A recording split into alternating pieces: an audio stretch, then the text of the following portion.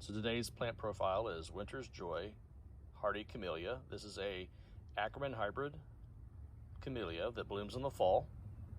It is an upright shrub, evergreen with nice glossy foliage.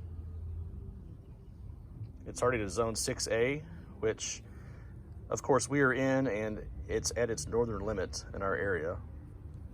To give it plenty of protection, you want to plant it next to a foundation of a building if possible in our area. Give it a location that faces north with shade most of the time in the wintertime, but an area that also gets sunlight in the summer. This plant has frozen down to the roots several times, most notably in 2015 with that kind of cold polar vortex year that we had. It froze down to the roots, but it has, as you can see, grown back quite nicely. It's about 10 foot tall now.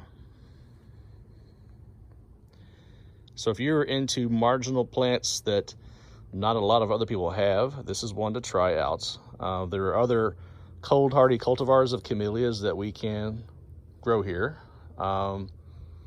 Just know that occasionally you will get some cold damage, especially if you're out in a suburban area or rural area. Those of us who live closer to the city center, you might do a lot better. Definitely if you live farther south than the immediate Ohio River Valley. So, all right, again, Winter's Joy, cold hardy camellia.